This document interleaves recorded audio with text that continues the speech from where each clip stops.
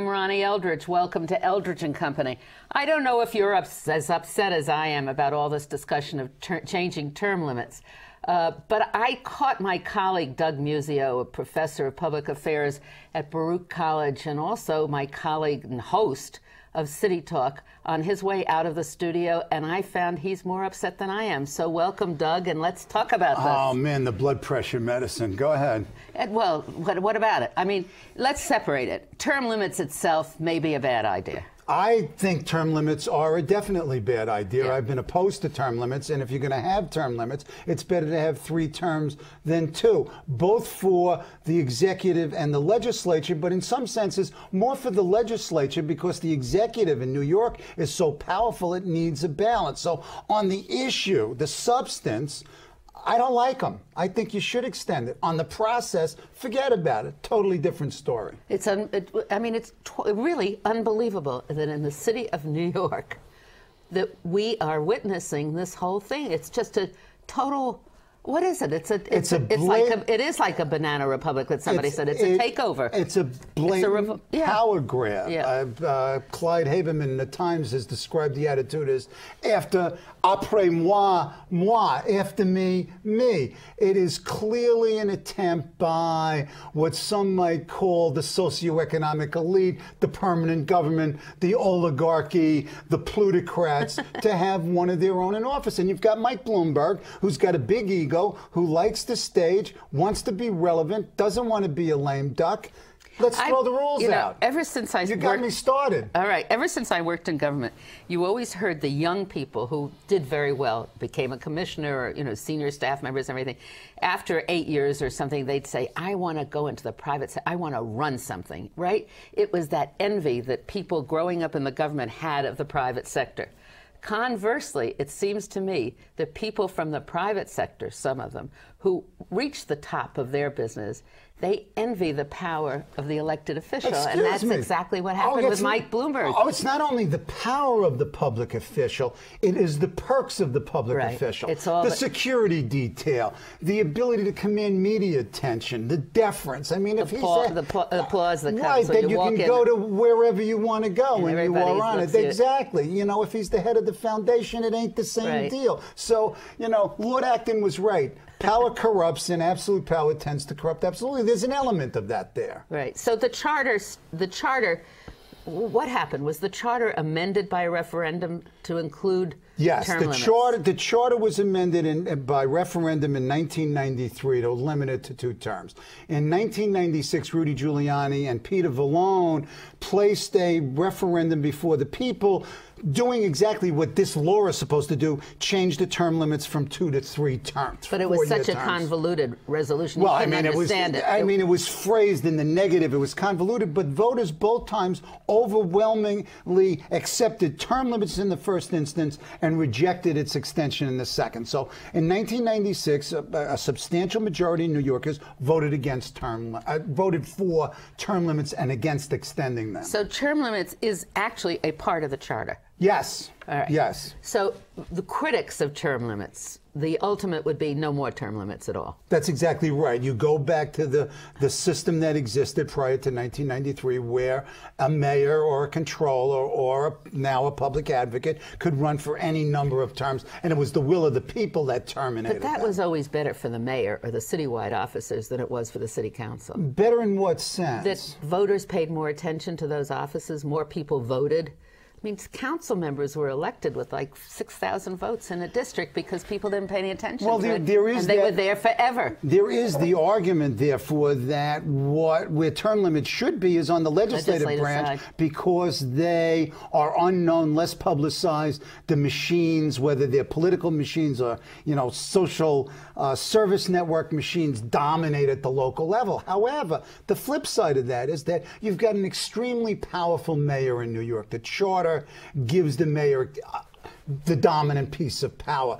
And if the mayor has 3 terms and the council has 2, it augments the power of the mayor. It makes him more of an imperial mayor. Now, if you extend the term limits for the council and kept the mayor at 2, you would begin to address it. Then there's the larger issue of the council. Do we trust them? Is it, you know, is it a viable check? But the charter at 89 did make the council more powerful than it had been before. That's true, but when the charter revision under pressure of the Supreme Court decision restructured city government, it gave a lot of the powers of the then Board of Estimate to the mayor as well. So yes, the council gained power, particularly in land use, but it lost. There were certain powers that went to the mayor, all the like revenue side, all the revenue side stuff. Yeah. So the 1989 charter, by doing away with the Board of Estimate under court order, actually enhanced the power of the mayor vis-a-vis the council, even though the power of the council was also increased. So we need a new charter,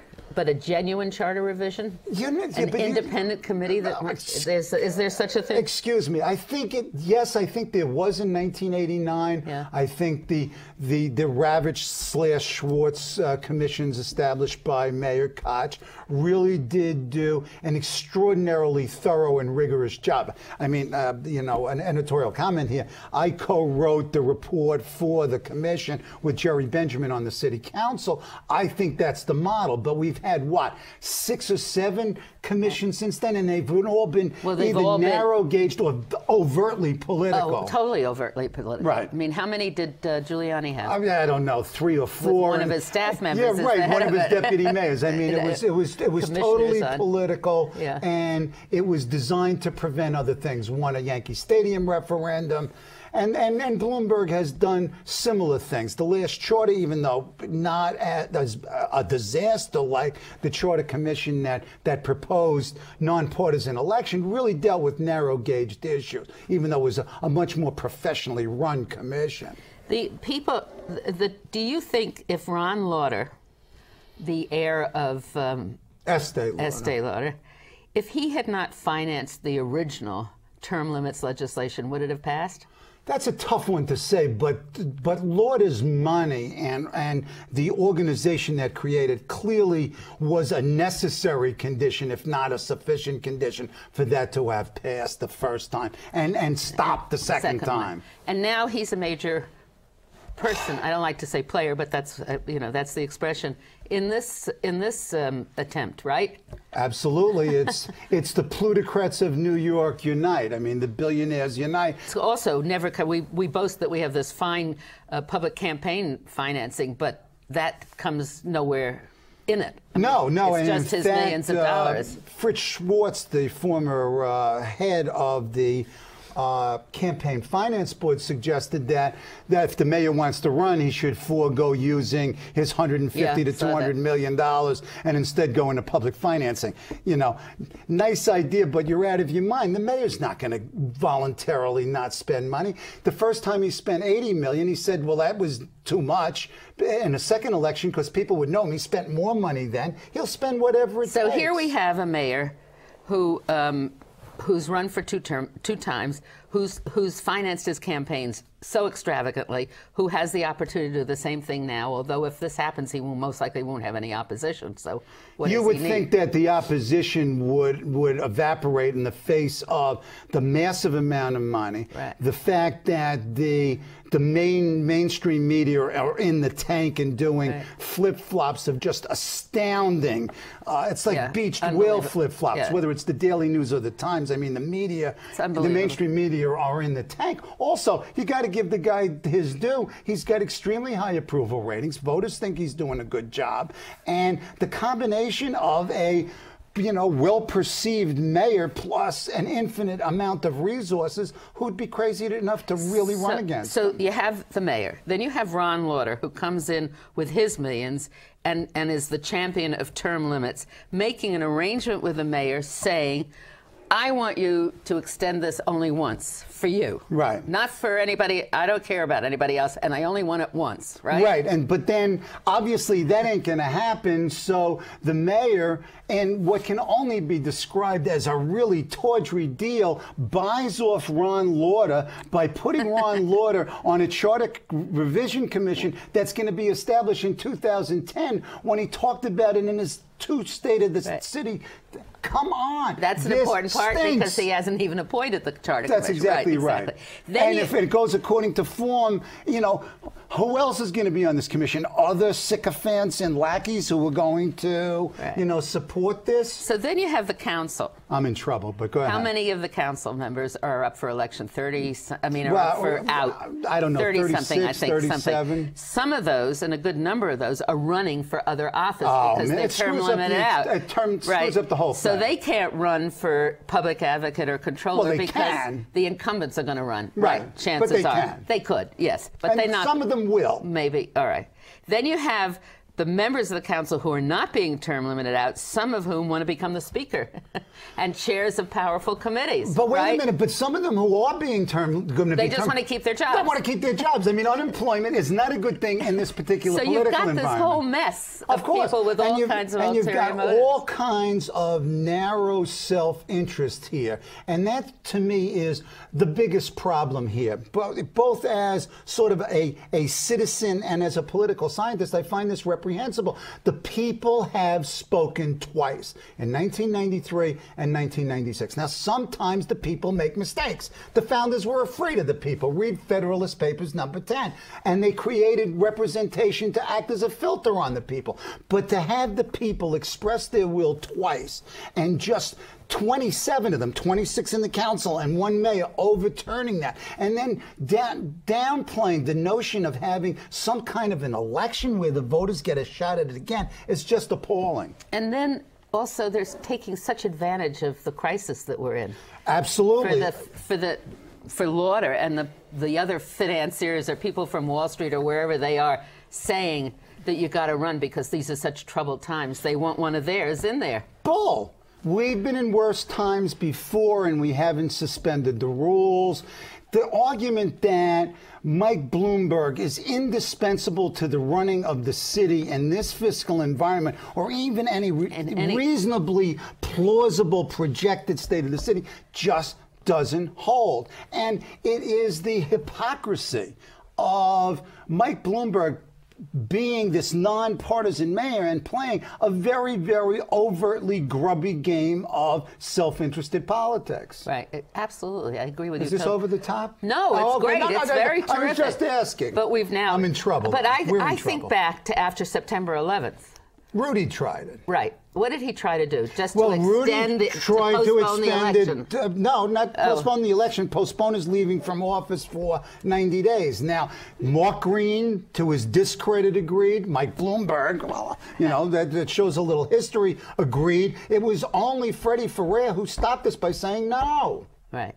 And, excuse me, we did well with Michael Bloomberg, one could argue, as well as we might have done with Rudy Giuliani. In a terrible crisis. That's exactly right. Most likely better. That's right. So, I mean, on one hand, it is he kudos. He comes in one way and then well, he doesn't say kudos to Mike Bloomberg for getting us through it and getting us, you know, in reasonably good shape. But shame on you, Mike Bloomberg, for wanting to change the rules. Right. Now, let's look at the politics. Do you think that possibly Bloomberg was thinking of running for governor, but that David Paterson, well, he wouldn't have run against Spitzer, would he? But when that happened, when Spitzer left and Paterson came in, did they think Paterson was going to be a weak candidate? And is Paterson showing more strength than people thought? I don't know what the strategic calculations of Kevin Sheekey and the mayor and his other people are. However, you know, since he won almost the day after the 2005 mayoral election, they've been running for something. They've been running for president. They've been running for vice president. They've been running for governor. Right. They've been running for the head of the World Bank. They've been running for the presidency of Johns Hopkins. There's been this constant effort to keep the mayor in the news cycles, and they've been brilliant. I mean, just look at the last week. They announced on Tuesday that they were going to make an announcement on Thursday. So they got the news cycles on Tuesday, Wednesday, Thursday, through the Palin debate and got it Friday. They're brilliant. There was a report that he had a luncheon with other people. Did you read that? Oh, this guy is so connected. There's so many webs, and he seemed to have been at the epicenter of this. But don't you think that Bloomberg also has his own connections with the corporate and the banking world? Excuse me. These are his peers. So these are the same people who are urging him to run to help us through this financial crisis, who we as citizens are bailing out. Right. I mean, in one sense, you're right. I mean, wait a minute. It's his buddies who got us into this situation in the first place, and we're bailing them out with this huge hundreds of billions of dollars of corporate welfare. Right. So I don't know. I don't know about this business model of government. You know, the business model of business doesn't work sometimes and a lot of times, and we're paying for it. So I don't necessarily want to hear about the business model of government. Have you spoken to editorial boards of the newspapers? No. I mean, they're not going to talk to me. Why did they adopt the positions they adopted? Because they're him. I mean, excuse me, Mort Zuckerman, I mean, he's a fellow oligarch. But what about the New York Times? Come on. Come on, they've got institutional and socioeconomic interests and share certain attitudes and values. And it's on their editorial page. They're flip-flopping. The news flip-flop. Come on, you know, they're breaking their backs flip-flopping. It's really always shocking. I don't know, am I too naive? Aren't you taken by surprise by all of this? To a certain extent, I'm surprised by the boldness, huh? The boldness, the blatantness of it all. I mean, be a little bit more subtle, particularly this giving Ron Lauder a seat on the Charter Commission to buy his silence is just, it's tawdry. So could we have Sarah Palin as a deputy mayor? Oh, God, please. What a painful thought. Let's transform a little bit. We have this great election coming up in less than a month. Oh, God, another cause of agita, heartburn, and high blood pressure. And are you surprised at the Republican campaign? Well, I was certainly as surprised as anyone was with Sarah Palin's pick and the boost that it gave them, at least initially nationally, and the reception that she's had among the base. I am not surprised at John McCain's erratic behavior because this is symptomatic. I mean, this is one of the problems. And also, I'm not surprised that given the state of the campaign right now, that it has become, particularly on the part of the Republicans, but certainly the Democrats as well, an extraordinarily negative campaign. Palin and McCain have to make Obama look like he's not American. Palin used the word fearful. They're selling fear. Once again, they sold fear with Kerry. They're going to sell fear with Obama. If I were Obama in the debates, I would call for an absolute ceasefire. Unilateral disarmament. I'm not going to run any negative ads. I challenge you to stop it. They won't stop it because the only way they could really win, it looks like now, is through the negative ad. They got to take Obama down. We've had such a long campaign, I mean, forever. Oh, tell me. So the negative ads started in the primary. Right, but I think they're really getting, both the ads and the statements are getting beyond the pale. When John McCain earlier this week called Obama, used the word liar. Yeah. It's desperate. Right. It's desperate. And Obama's, you know, has to respond in kind. Now, they're responding in kind with this Keating 5 and making the argument that it's somehow related to banking and finance and make it relevant. But now, instead of talking about the issues of the day, we're talking about events that occurred decades, but they had to bring up Keating 5. Didn't they have to bring it up? I'm surprised it came up so late. From a because they want a sense, I believe that Obama really does want to run a different type of campaign. I do too. But you can't. You've got to respond. This is not Marquia Queensberry. This is Mike Tyson. You bite ears, you kidney punch. Come on. Because when you don't, you're attacked also by your colleagues. That's exactly right, and you could lose. Right. It's a very... Because it works. So with this financial... Are you at all an economist?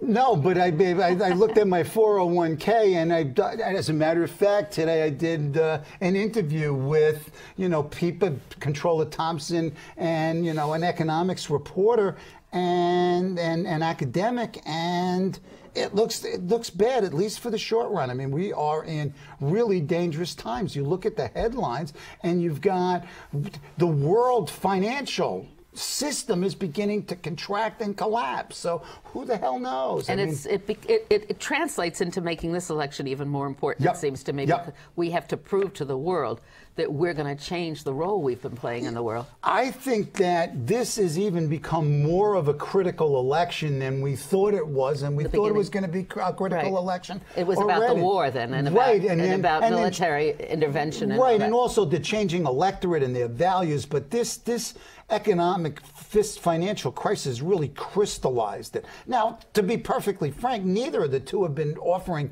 very substantial analyses here. It's number one, because they don't know nothing. Nobody knows very nothing. Hard to offer. And also, I mean, almost whatever they do, except for very minimal areas, they're going to get, they stick out their neck and they're going to get chopped off.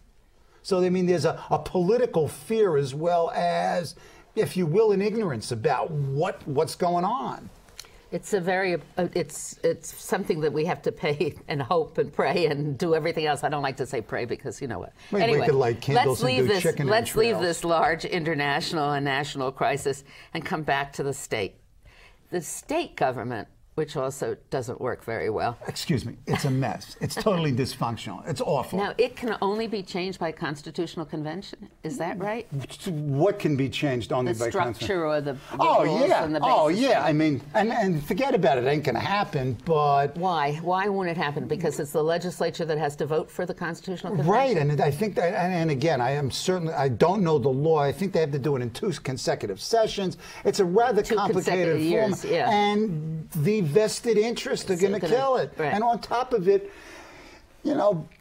being a little bit like the founders, I'm a little bit afraid of the passions of the people. And if you've got a constitutional convention, there's going to be some babies thrown out with the bathwater. So, I'm a Democrat with a small d, but I've got some reservations here as well. But you got to change the redistricting system. You can't have each of the houses redistrict themselves. You got to have a nonpartisan redistricting system. You've got to, I believe, have some form of more rigorous campaign finance and oversight at the state level. And even though I'm opposed to it, you might have to introduce term limits just to dynamite some of these dinosaurs out of here. So that's the only reason that I had a very lukewarm support of term limits, because I looked around that city council. There were chairs of committee that have been chairs of those committees for 20, 25 years. And the Assembly and the Senate are worse. Yeah, so it's a very hard thing. I have this special pet thing, and that is that the speakers of the bodies, of the Assembly and of the City Council, are the second most powerful people, basically, I think, in the government. Right, but the City Council speaker much less powerful vis-a-vis the mayor than either the majority leader in the Senate. They're more powerful, the controller or the public advocate. Yes, in the currently constituted charter, yes. So why can't we find a different system for speakers? Everybody says, oh, that's a legislative tradition. It's always happened. Why aren't speakers of legislative bodies elected by the public? Since you mean at large by a citywide electorate? Yeah. The answer, you gave the answer, is that traditionally and almost always, I can't think of an exception, that the true leader of the body has to come from the body. And it does make sense, because you could really have untoward, unintended consequences, because you could have a legislator dominated by one party or group of people who think the same way, and the speaker somebody else who represents a different party or a totally different position. Then you would really have dissonance. Maybe you need a second election. You elect the council, and then you run an election for the majority. I don't know. No, it's not going to happen. But the speaker, Sheldon Silver, is a very the person. Oh, now you're at the state level. I watched. I was an Obama delegate to the convention, and everybody in the state. The government, basically, almost everybody, Bill Perkins and a few other people, were not Hillary Clinton supporters. They were Obama supporters. It came time for New York State to vote, at the convention, standing next to the stanchion with the New York State sign. There wasn't one Obama person there. We tried to get there, but we weren't allowed there because the party, and Shelley Silver is the head of the delegation. I just think it shows such power in one individual who's elected from one assembly district But so absolutely. No, what do you do about that? I don't know what you do about that. And well, what you do is you can diminish the power of the speaker by allowing, for example, real committee hearings and getting bills automatically sent to being elected by committee chairs being elected. There are a number of institutional reforms that could mitigate the power of the speaker, because both the speaker and the majority leader of the Senate are dictators. We tried to do that in the city council originally with a whole new set of rules. You were always in trouble. It was 6 people supported it. You were always in trouble. Speaker, right. So anyway, so we've come basically to the end of this program. I'm so glad that you came, and I understand you're now on your way down to City Hall to try to tell people how outraged you are and point out what terrible things they're doing. Oh, please. I've gotten myself in enough trouble running into you today, so I'm not going to even comment. All right. Well, thank you so much, Doug Muziak. My pleasure. Thank you.